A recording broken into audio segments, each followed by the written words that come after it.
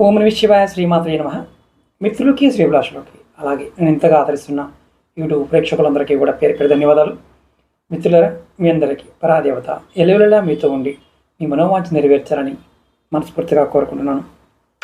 మనం ఈరోజు చాలామంది మా వ్యాపారం ఏం బాగోలేదండి, మేము ఇంటి దగ్గర బట్టలు కొట్టుకుంటున్నాము, ఆటో తోలుకుంటున్నాము, అది పళ్ళ దుకాణం, కూరగాయ దుకాణం, మేము బియ్య వ్యాపారం చేస్తున్నాం, పచారీ కొట్టు పెట్టుకున్నాం, చిన్న చిన్న వ్యాపారాలు చేస్తున్నాం. కానీ మా వ్యాపారం అసలు ఏం బాగోలేదు, పెట్టుబడి కూడా రావడం లేదు, రోజు గిరాకీ రావడం లేదు. ఇంట్లో మేము పాలు అమ్ముతూ ఉంటాం, ఇంట్లోనే పని చేసుకొని ఉప్పులు పప్పులు ఇలాంటివి పచ్చళ్ళు అమ్ముతూ ఉంటాం. కానీ అనుకున్నంతగా మాకు సరిగ్గా బిజినెస్ తిరగడం లేదు, వ్యాపారం సరిగ్గా ముందుకు వెళ్ళడం లేదు. దీనికి వెళ్ళడానికి ఏదైనా మార్గం ఉందా చాలామంది అడిగారు. మీకు నేను ఈరోజు 3 ఉపాయాలు చెప్తాను ఇలాంటి అడ్డంకులు తొలగించుకోవడానికి. అలాగే ఇది వ్యాపారం చిన్న దుకాణమైనా, ఇంటి దగ్గర అయినా, చివరికి రియల్ ఎస్టేట్ వ్యాపారం చేసే బ్రోకర్లైనా, రియల్ ఎస్టేట్ వ్యాపారం చేసేవారైనా సరే, బ్రోకర్ బిజినెస్ చేసేవారైనా సరే, ఖచ్చితంగా వీటిని మీరు ప్రయత్నం చేయవచ్చు. ముందుగా మీరు ఏంటంటే, దుకాణం తెరిచినప్పుడు మీ షాప్ కానీ, వర్క్షాప్ కానీ, మీ ఫ్యాక్టరీ కానీ తెరిచినప్పుడు ఎవరైనా మీ దగ్గరికి అడుక్కోవడానికి వచ్చారనుకోండి, ఒక పేదవాడు, వాడికి రూపాయో పావలో చేతికి ఇవ్వండి అడుక్కోవడానికి వస్తే. లేదని తోసేమాకండి.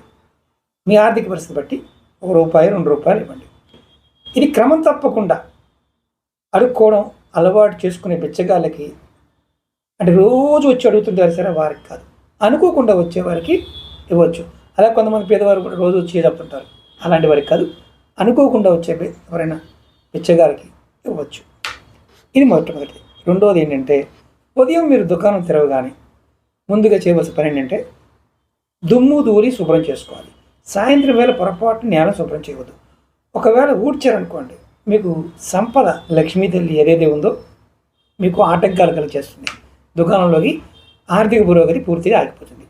అలాగే మూడవది ఏంటంటే, మీరు వ్యాపారం చేయడానికి సిద్ధం లేకుండా, అంటే ఇలా మీరు ఒక్కొక్కసారి ఎవరు మీతో వ్యాపారం చేయడానికి సిద్ధంగా లేకుండా ఉంటే, మీతో వ్యాపారం చేయడానికి ఎవరు ఇష్టపడకపోవడం, అంటే మీకు చేస్తానని చెప్పి చేయకపోవడం, అలా జరుగుతూ ఉంటే మీరు ఏం చేస్తారంటే, మీరు షాపుకు వెళ్ళే ముందు మనకి బంతిపువ్వు దొరుకుతుంది, బంతిపువ్వుని నలిపి రసాన్ని తిలకంగా నుదుటిని పెట్టుకొని వెళ్ళండి. అప్పుడు మీతో మీ చుట్టుపక్కల వాళ్ళు మీకు వ్యాపారానికి అడ్డంకులు కలిగారు, మీకు వ్యాపారం బాగా సాగుతుంది. ఈ పరిహారం దుకాణంలో చేసుకోవచ్చు, ఇతర ఏ పెద్ద వ్యాపారానికైనా సరే అడ్డంకులు ఉన్నప్పుడు ఇచ్చేయడం వల్ల ఫలితం ఉంటుంది.